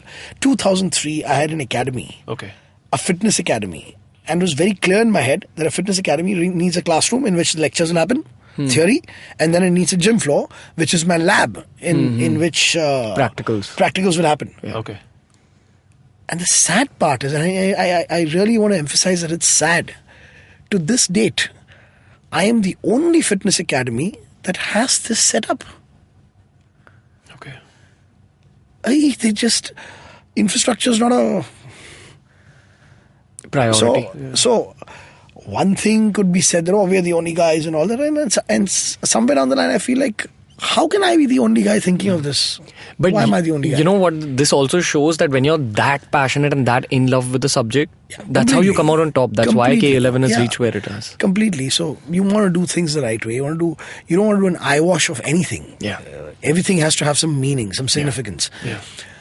So then we started off. And right now, where the K11 Academy is, where you guys came and met me, right? Yeah. In Santa Cruz. Yeah. So we're occupying about 4,500 square feet carpet. Yeah. And that's huge actually, because many people say hamara 10,000 square feet ka, they count everything from the bloody walls to the staircase and everything. I'm talking about effective floor space. We have 4,500.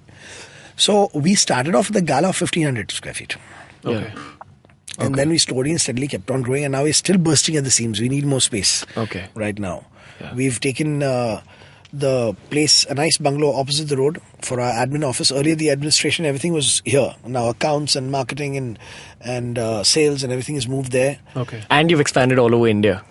So all over India, yeah, you could say that it's going to happen all over India. Okay. So right now we are in Mumbai, Pune with full-fledged schools. Okay. We are running these pilot courses in cities like Surat, Hyderabad, Indore. We've got full-fledged schools in Bombay, Pune, Delhi. Okay.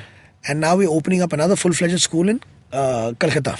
Okay, nice. And with the funding provided to us by the National Skill Development Corporation, we'll be opening in Bangalore, Hyderabad, Ahmedabad and Jaipur. Okay. When do you anticipate that this will start? It has to happen in the next 3 years. Okay. So at what stage after 2003 did you start expanding into more cities than just where it was? Yeah, initially? but before that, have you all understood as to why the academy came up? The academy came up as a need for the consultancy. Yeah. That's what they say about most of the biggest businesses in the world, that the idea will come to you itself. You don't have to think of an idea. It'll be the hour. It'll be the need of the hour. Filling up the gaps. Yeah. Filling up the gaps. So earlier, it was just about providing manpower for our consultancy projects. Yeah. And then it just became the business And model. then you find somewhere your forte. Then that dawned that this is what we do best. Okay. Yeah. How long did that take? Very short. Then afterwards we just lost interest. So we at that time wanted to set up 5 Fitness Club Okay. as a brand. Okay. And we decided to grow that also. So very early on, it struck Devki again that probably we should not grow this 5 Fitness Club brand. And come to think of it, it was a brilliant move because we didn't want to be the competition to the industry. We wanted to be the industry's requirement. Okay. Nice. Correct. So Tejaswin has this theory about, once again, top level businesses. You have to create something that doesn't exist prior to you. You come in and do that. You create the change. But that should not be the driving force. Okay. You could even reinvent. That is, you could take up something which has always been there in existence, but do it so well. It's not been done that well before, and you do it so well. Yeah. I've been a trendsetter in many ways. Today, you guys, so I told you I'll get arrogant and later, and I'll take credit for a lot of things. Go for it. So today, if you see any girl in the country going at it for the weights, like grunting and lifting, somewhere you will have a tree connecting it to K11. Yeah. Okay. So women in weight training, it's K11. Okay. If you see a 65-year-old guy pumping hard, like not training like a 65, you'll connect him some way To K11. to K11. Yeah. Okay? Anywhere in the country. Yeah. This women in fitness thing. Sorry. Credit. Yeah, so like in Exert, Yeah. locker room talk. So till then, women used to talk about how much weight you lost. And in Exert, women started talking a different language. I lifted those 40-pound dumbbells today. See, they were talking about the weight they lifted rather than the weight they lost. Yeah. Performance. That's a getting change stronger. in culture. That's a change that actually marks a change in culture. But there again, so I want to start a new trend? No. Okay. I think this is right. Yeah. Then there are people who say, nahi chalega. People don't think that way. Who cares? I'm convinced in my head this is right. Yeah. And now, after so many years, now I can confidently tell a marketing guy that what is right always works. Yeah. So you don't start a trend for the sake of starting a trend. You just say, so this is the trend currently. I don't care. I think it's wrong. And I think this is the right thing. Okay. I'm not trying to start a trend, but I'm so convinced that this is the right thing Yeah.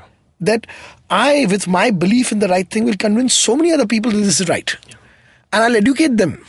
And once I educate them, they'll say, okay, this is right and that is wrong. Okay. And now you have a trend suddenly. So Speaking about... a trendsetter should never have the goal of setting a trend. Okay. So what are the trends? Okay, you'll be surprised. So if you see, if a 100+ pound dumbbell is common in gyms today, I take credit. Yeah. Okay, if Olympic barbells you see in gyms, Yeah. me. Okay, power cage, which people take for granted here. आजकल के gym है तो power cage है. कौन बोला? Nobody even knew at that time what power cage was. And now you'll see another trend in gyms. which again is something that I was not the first one, but now I've made it mandatory for gyms to have, or saying that makes good sense, is a lifting platform. Okay. For deadlifts? Yeah, deadlifts and squats. Okay. So you will see a power cage with a lifting platform. I wasn't the first to do it. Earlier, the platforms used to be very, very expensive. Okay. Now I've got a student and a protege and somebody who's very technically sound and a strongman himself, Gaurav Thapar. So he started a brand called Zver. Now, Zver is not Zaveri. Zver means animal in some Soviet Russian language, which he found out. So that's the thing. And he makes platforms. Okay. And barbells. So barbells with tensile steel. So all of these trends became trends, but at that time it wasn't a trend. It's like a gym owner saying, किसको मालूम पड़ेगा, किसको फर्क पड़ेगा? तो ऐसे नहीं फर्क पड़ेगा. उसको मालूम ही नहीं टेंसाइल स्टील क्या है. पर एक बार मैं उसको सिखाएगा ना कि टेंसाइल स्टील क्या है, वो दूसरे जिम ओनर्स के नाक में दम करेगा. वहां जाएगा, बोलेगा तुम्हारे पास टेंसाइल स्टील नहीं है, तुम्हारे पास लाइव बार नहीं है, डेड बार है, तुम्हारा बार फ्लेक्सिबल नहीं है. So people love being smart asses, right? Yeah. And we give them all the knowledge to be smart asses. So big gym comes up right next to your gym. There people are bound to shop around, so they'll go. Yeah. But once you have educated them and they know more than the trainers there, they'll come back to you. It goes to show what the passion of one kid who's obsessed with strength can do to a whole culture in India. What advice would you give to someone who was in your place at that time? You said you didn't have those entrepreneurial skills. Yeah. So again, do you feel like it's about learning on the job for everyone? Accept your weaknesses. Don't keep on flogging and moving ahead despite knowing that you've got some flaws. Yeah, understand your flaws and then learn how to back them up. So I always feel that my move to get a 50% partner, that was brilliant. Okay. Yeah. In hindsight, Yeah. the fact that thought came to me and the fact that I wasn't all about I'll take it there. Yeah. Why should I part with? What about when you're a 50% partner with someone and you have like some, not misunderstanding, but you all have a difference of opinion, things like that? Yeah, so differences of opinion, when they happen, you fight and then you get together again. I mean, it's bound to happen. Yeah. Okay. In any business? In any business. But if you have clear-cut roles, for instance, my partner never interfered with content. Got it. Yeah. Syllabus. Correct. So I'll give you an example. I right now am in the process, and that's going to sound very, contrary to popular belief. K11 will be having a yoga instructor's course. Oh, wow. Gold standard. And I got you by surprise because that's not my Forte or domain. Yeah. And which is why I waited so long, because I was looking for somebody who's a domain expert. Okay. And have you found someone now? Yes, I have. So I'll talk about him in some other episode when I come, when things are concrete. More concrete. Yeah. Okay. And the point is that this kind of guy understands the true essence of yoga. Up until now, everybody that I met, so I said, what's the essence of yoga? It keeps you flexible. I said, bullshit, yeah. Yoga is not some bloody sequence of stretches. Moronic to bloody think that yoga is about being flexible. Yeah. And it's a yoga exponent saying that they should be the ones correcting people that, boss, it's not about gaining flexibility. So I will also design a power yoga course for you. What the hell is that? Yeah. What is power yoga? Yeah. It's just a marketing gimmick in the end. I'm okay with marketing. Yeah. The marketing gimmicks are required even to sell the good products. Correct. Marketing is neutral. Marketing is not evil. Marketing is neutral. With marketing skills, you can market something great and you can market something shit. Yeah. That's the problem. Yeah. So you might as well use the power of marketing to market something genuine. Power yoga, people have to be educated. Power yoga, words have meanings. There's a reason for words. Power yoga doesn't have the element of power. Yeah. And power yoga does not have the element of yoga. Yeah. So two meaningless words getting together. Yeah. It's calisthenics. So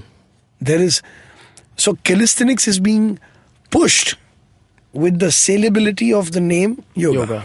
Yeah. Okay, and then don't even get me started on hot yoga and. So I don't know. So I got distracted. Actually, see, this is my pitfall. What I'm saying is that my partner would never say, "Do a power yoga course." Okay. It's profitable. She'll never say that. That's my call. Yeah, correct. Yeah. And at the same time, anything that was in business Exactly. and stuff was her call completely. Her call completely. Okay. Yeah. You need to let the other person have your back, as they say. Yeah, have your back and clear-cut roles. Yeah. Okay, maybe a poor example, but why do you think so many divorces are happening nowadays? And why do you think so many divorces didn't happen in the earlier days? Why? It wasn't that people were not expecting much out of a relationship. In the earlier days, it was a lot more clear-cut. I will stay at home and I will look out of the family and I will put food on your table when you come back from work. You better go out and earn money. So the husband had a clear-cut role. The homemaker, the better term nowadays to use apart from housewife, had a clear-cut role. It was symbiotic. So now when both are career-oriented and both want to work, then you require tremendous amount of maturity, the kind of maturity that me and Kalyani have right now. Yeah. Where I know that I can't expect her to. So if she ever makes a meal for me in the night, it's only because she's just excited about preparing something nice for me, not because I expect a meal in the night. Correct. In entrepreneurship, what's your opinion on having the correct life partner as well? Like having the correct wife or husband, especially if you're an So entrepreneur. I'm talking as a man, Yeah. right? So hence I will talk only about a wife or a life partner. Yeah. The right woman can make you, and the wrong woman can. Whoa. Why do you say that? It'll be Could you break it down a little bit more? Huh? Could you break it down just a little bit more? Like especially in business or in careers in general. Yes, it goes both ways actually. See, the point is, take Kalyani's example, my wife. The reason why I respect her so much is because she's not a burn the bra feminist.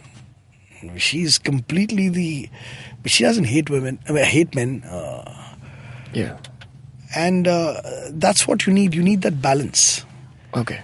And one more thing that you need to look for is, okay, choose a wife that is your ideal woman.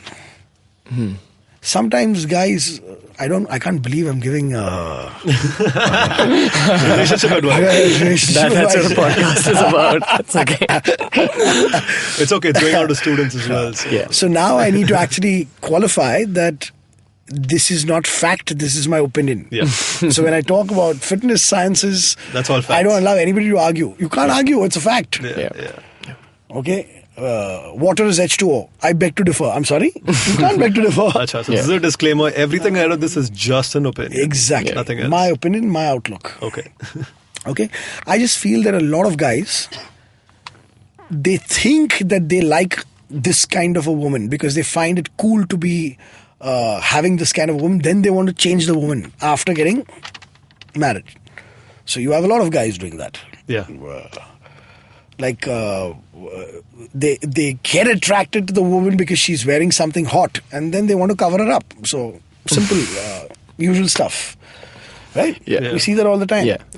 So since I was very clear that I want a woman who's career woman would be a very again, for want of a better word, but somebody who's as ambitious as me, somebody who I can respect in terms of capabilities. So again, mutual respect extremely important. Otherwise, a relationship doesn't work. Yeah.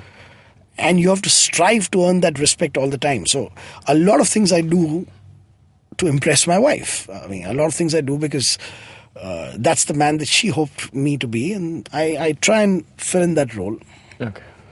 I also find sometimes we get selfish. So if you're attractive and you become unattractive, and then you say that I want my partner to accept the way I am, not right. I definitely want to look as good as possible every time for my wife. Correct. Yeah.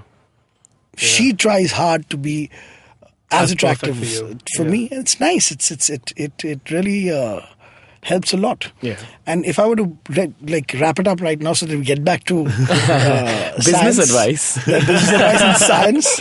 If I were to wrap it up, mutual respect, boss. That's it. Okay. And faith and trust. And what would your advice be for someone in the middle of their business stage, other than relationships? And So again, think about it. Think about what you've asked me, right? yeah.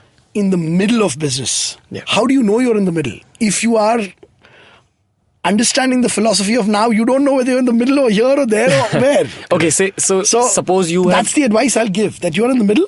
Okay. Fine, you're in the middle, but you shouldn't care where you are. You just keep on doing things. And do you know of a work ethic philosophy called as Kaizen? No, what is this? So, Toyota was the one who initiated Kaizen. It was like, you don't need to make drastic changes. Okay. Constant evolution. Okay. Small changes Just- at a time. If you can make a little thing better, do it. Yeah. It could be anything. So that really hits home with me because it's right there and it is extremely well aligned with this power of now. Change that 1% of your Yeah, life in I can many see aspects. that. Okay, I can see that whatever, it could be anything. I can see that this equipment could be better. I can see that if I get this in, like for instance, we were teaching the deadlift, right? Yeah. I just felt since we're teaching the deadlift, why not have bumper plates? It was just Yeah. these bumper plates. Not one single student is doing the K11 course, so I've not helped my retail in any way directly because I've got bumper plates. Okay. I would still be having the same number of students. Yeah. But it's needed, it's required, it's something to teach. Yeah. And hence I get it. So if you have the power of making that small change also, make that change. And it's not that you have to stick to small changes. If you can make a big change, make a big change. But don't wait till you can only make a big change. Keep working on improving it. Keep Your working product. on improving the product. Yeah. And before you know it, you've traveled like you are this and you are what.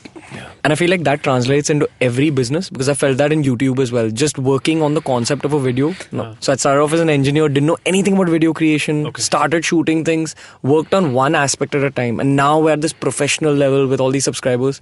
But it boils down to that same thing, unknowingly the Kaizen principle. Yeah, absolutely. Yeah. All right then. So now moving from the business aspects of things, moving to more fitness side of things. Let's talk about your diet. Because that's one thing that I'm sure you're really passionate about. You really have things to talk about. And your exercise plan. Yeah. We want to know both. So what first? Diet. Yeah. Could you take us through what you eat in one day? Just for the average person. And why you eat what you eat. Okay. So ideally, a disciplined day of mine would start off like this. And then I'll show you what all modifications I do when I'm at the airport, when I'm in the plane, because I've been traveling a lot. And the reason why I'm bringing these things up is because these are the reasons why people give as to why I could not follow a particular way of eating. Okay. Right. What do? I was in a plane. Right. So, first of all, the diet, the nutrition that I follow does have a name. And I'm associated with that name so closely. I'm the dash guy. Okay. But I don't like calling it that because it does it a disservice. It's just the natural way of eating. Okay. It is just the way I eat. Okay. Just for I start off. Just for context, can we tell the listeners about that particular name? Because even Beer Biceps is known for that same concept. So say it. It's called the ketogenic. The ketogenic. The ketogenic diet. So Kaizzad sir does not like calling it the ketogenic diet because he believes it's the normal diet. Yeah. I mean, it's... And this is actually... So we met Kaizzad sir about 3-4 days back. Yeah. And this is a concept that actually stuck in my head. Starting today, I'm doing that kind of protocol where I'm taking up keto. Okay. Sorry, whatever, dash. At least do it. At least give it the respect of the full form. Yeah. I'm doing the ketogenic diet. Yes. So I'm taking the up... keto. It's like it's become a buzzword. Hey. Keto karega, keto hai. Keto. I'm doing keto. You're doing keto. Yeah. They don't even know the bloody full form. Yeah. So it becomes a buzzword. I've basically taken it up, but not a textbook style ketogenic diet where you're eating like a lot of fat. I've cut off all cereals after meeting Kaizzad sir because he had one very interesting concept where he said that he doesn't look at carbohydrates as okay. He looks at carbohydrates the way a vegetarian would look at meat. Yeah. So that was something that stuck with me. Yeah. And that's what I'm planning on doing from today till let's see how long. And that'll happen. Yeah. So I definitely know more about cereals than you do. Yeah. Okay. Which is why that much more scarier to me. It just happens with more and more knowledge. Yeah. You have no idea what happens to me when so I'm sitting here, across the table I see this guy, okay? And he's about to take a bite of a veg sandwich. So I see those 2 slices of white bread going in. Yeah. I'm telling you, I get uncomfortable. I said, it's almost like something rancid, poisonous going into him, right? And you really want to stop that guy. Yeah, I mean, I'm like, you're killing yourself, man. Yeah, exactly. So the smokers, I don't care for. They know. I mean, the smokers are like, yeah, that's what cancer looks like. Yeah, okay, and remove the bloody cigarette from the packet. So it's fine. They will change when they have to change. Yeah. But this thing, because I feel for the guy, because probably he has been very careful and he's not put any butter inside. Yeah. He believes he's doing the good thing. Yeah, exactly, and that kills me. Yeah. Could you expand on that thought? So, a family coming back from a movie at, say, Eros or Regal. I'm just giving a day in the life of a family, all right? Family coming back, kids pestering the father.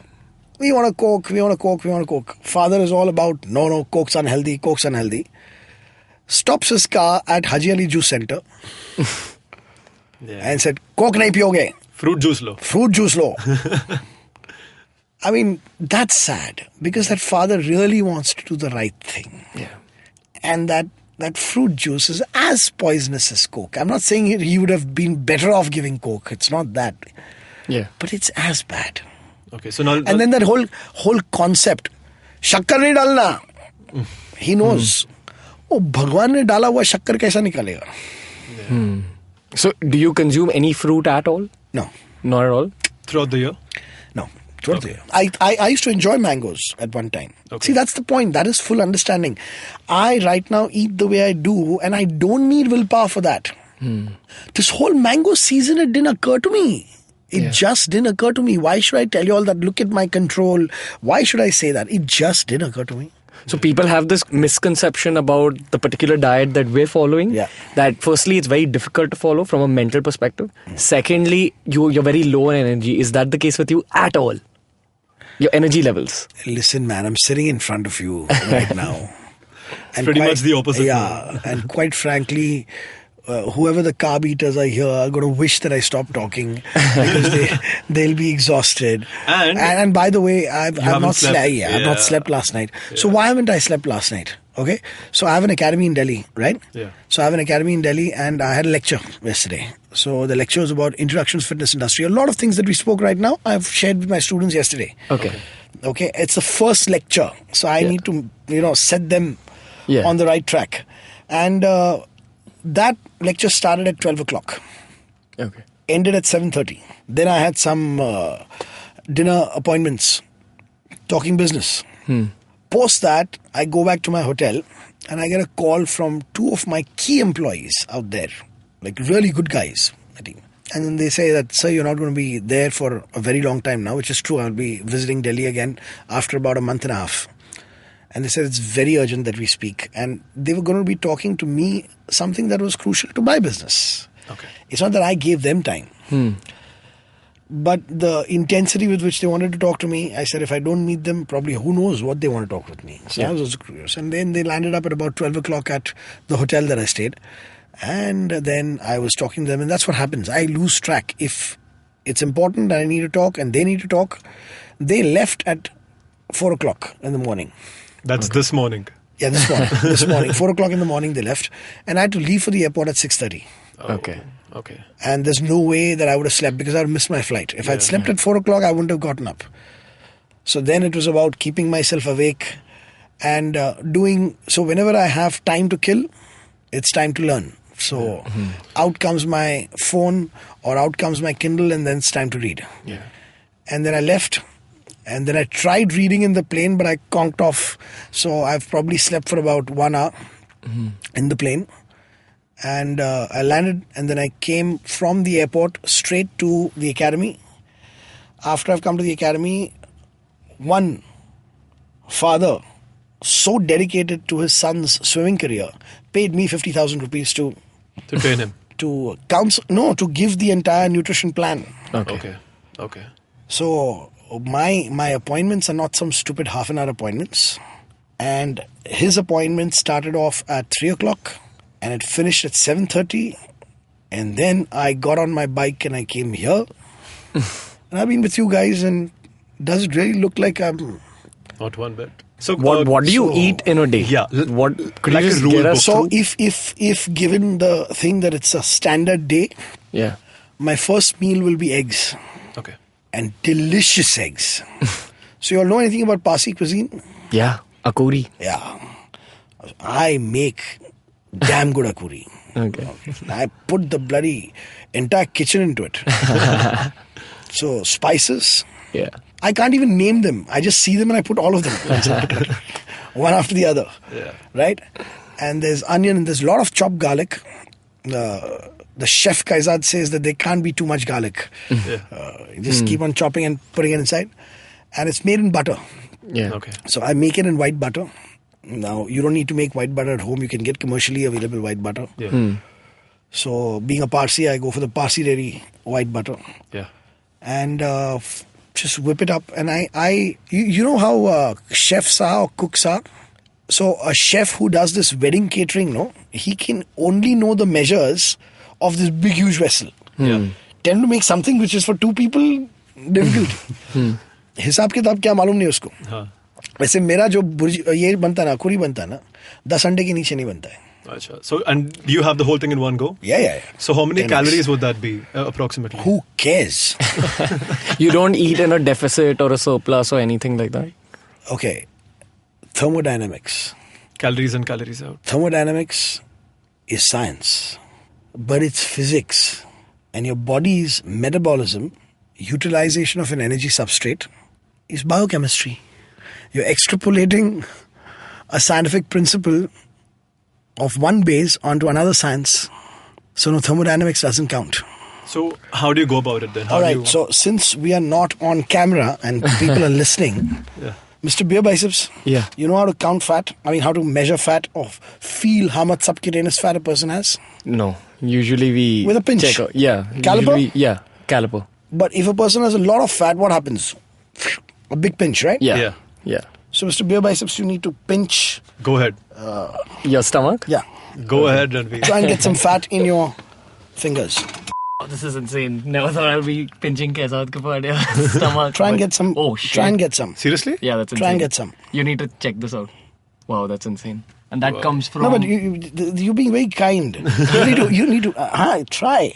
Okay, shit, that's... Okay, so he's crazy. super lean. Yeah. And from what I've heard, you've not been working out recently as well.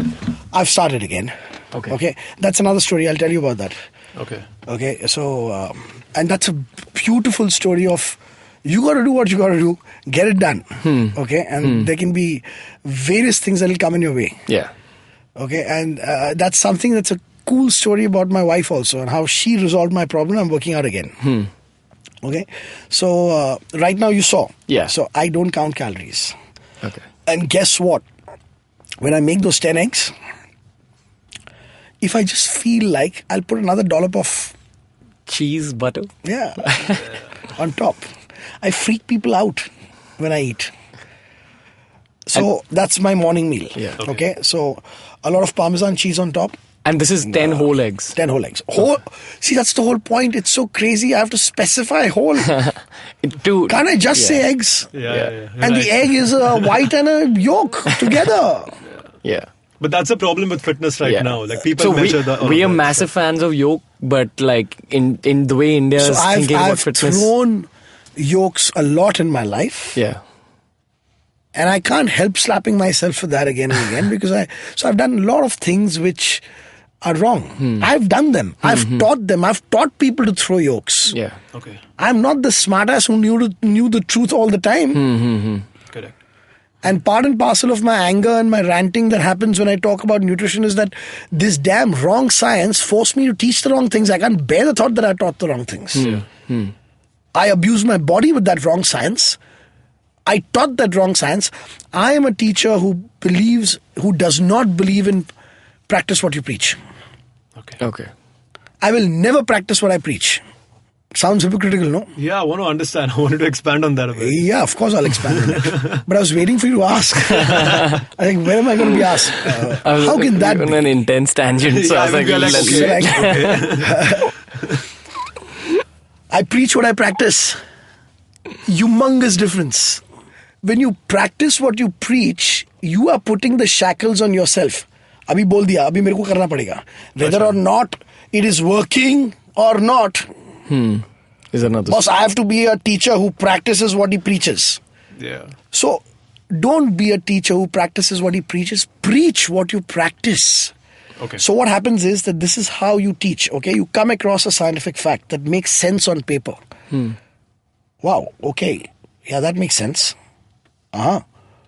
Knowledge, never insult knowledge by not applying. So if something makes sense on paper, immediately apply.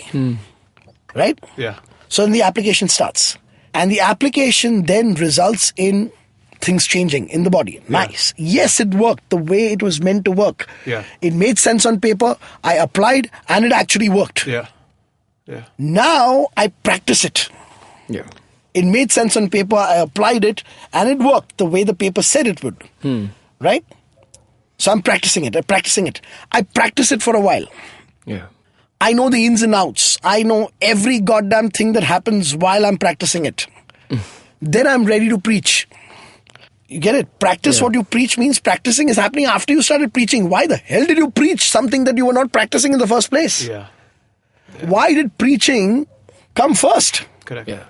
So I have a big problem with that age-old phrase. Ditch it. That makes bad teachers. Yeah. That's The so good true. teachers always preach what they Practice. And that's something that I tell my students, that once you get out, before you even tell me, sir, it's so hard to change people's minds about the right kind of science, I tell them that I don't have a contract signed with y'all, but if y'all have any respect for me, I forbid y'all in counseling people till you yourself have put yourself through that for at least a year. Yeah. Can you do that? And maybe people will do it for 6 months, 3 months, but at least do it. Yeah. Don't even try to convince people before you've done it for a year. Yeah. Agreed? Yeah, for sure.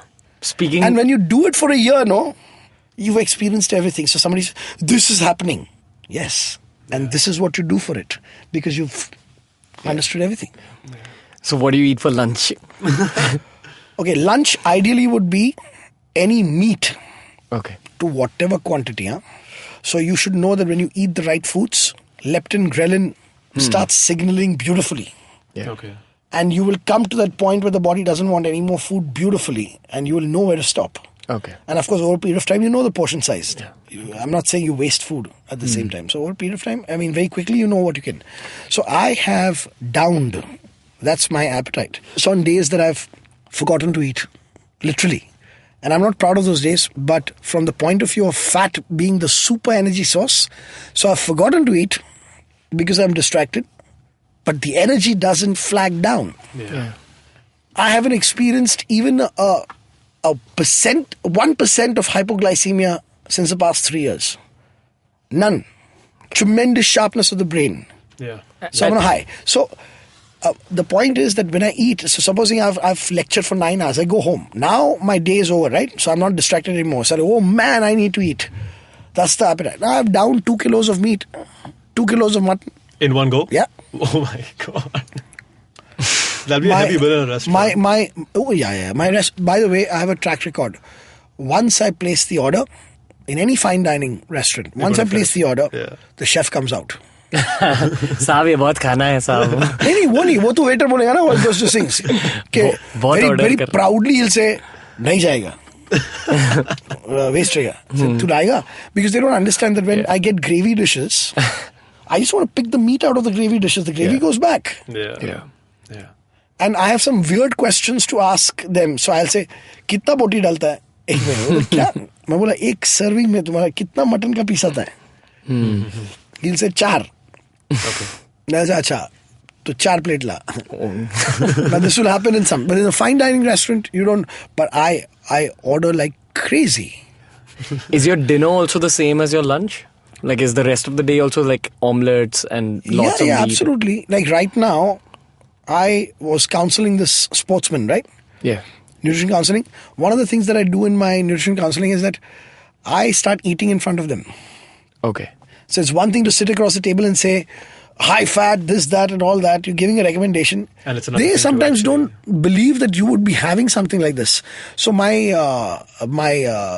this one housekeeping staff at K11, she makes some kick-ass cheese omelets. And the best tea that I've had. And the best tea, yes, absolutely. And that's my coaching, by the way. It's pudina that makes that tea. Oh, That's a Very secret, Parsi thing. secret ingredient, yeah. So the eggs, I will make it, and she makes the cheese melted on top on the Wow. omelets. They're awesome. You're making me hungry right So now. yeah, so and that's the thing. You can never overeat. You will eat what you have to eat. Yeah.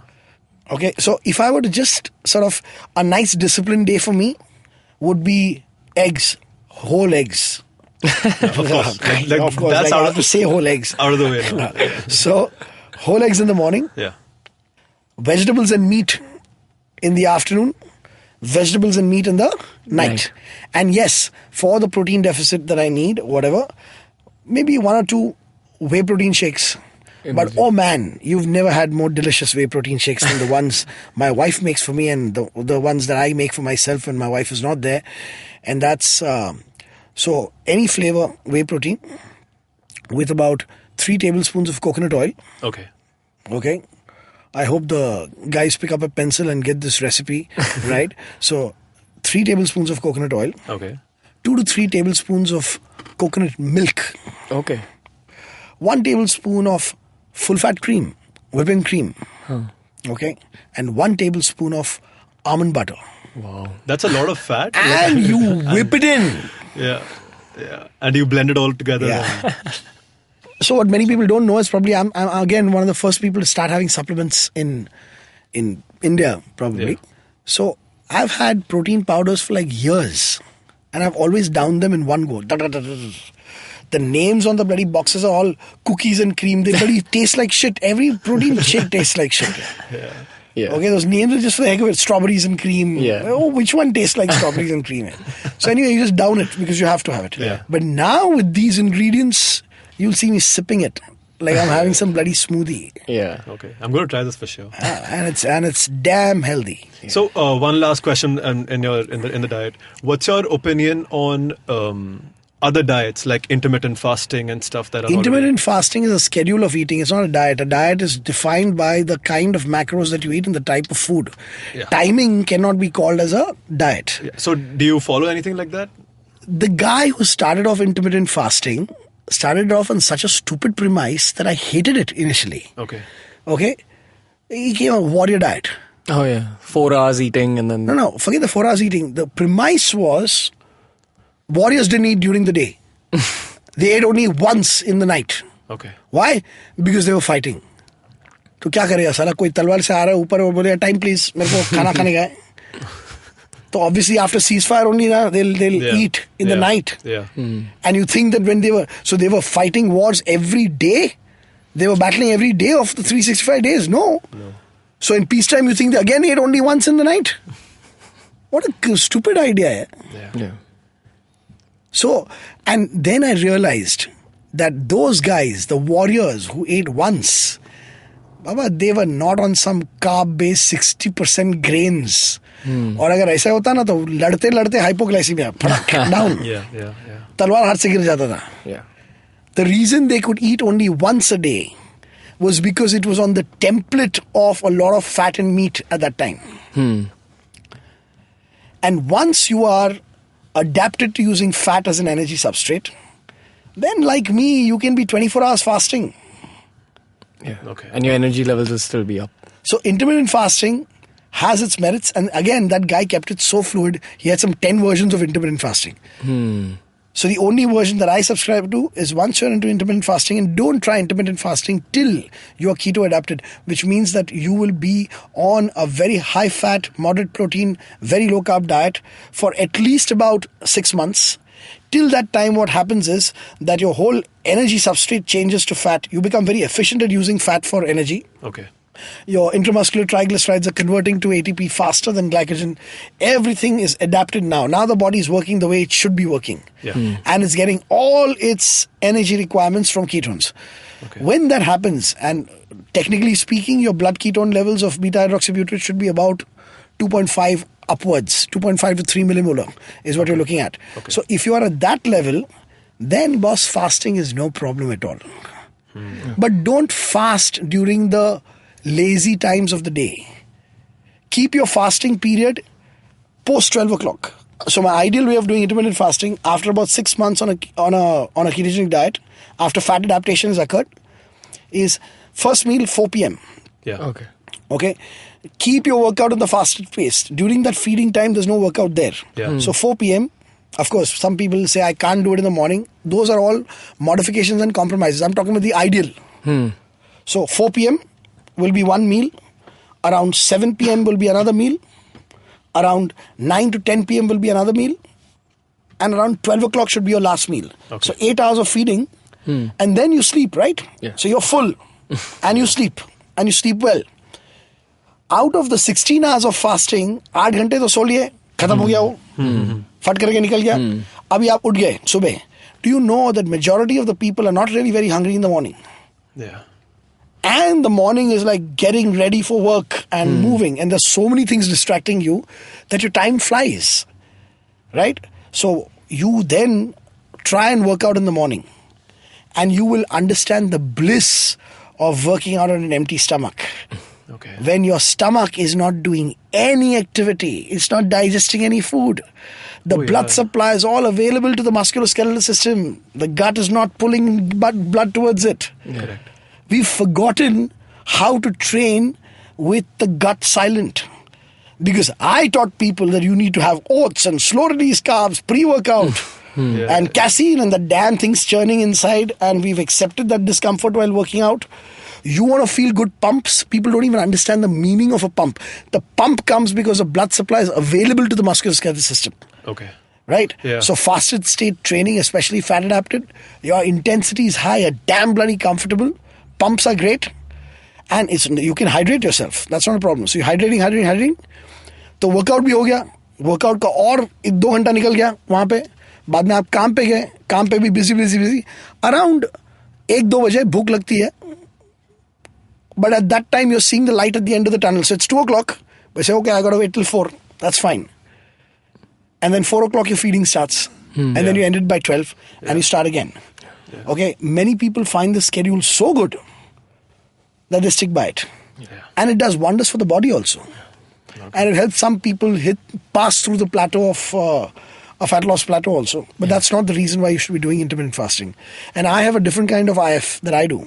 And that is? Incidental fasting. Sometimes it happens on its own. Okay.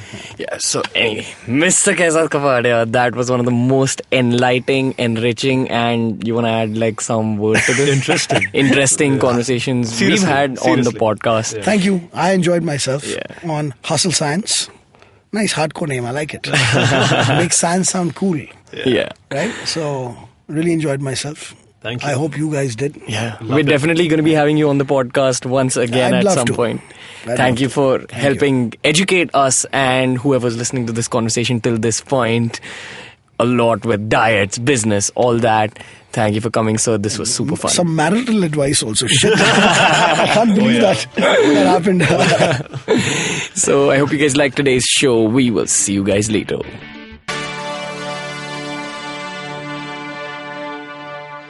Shunyavan.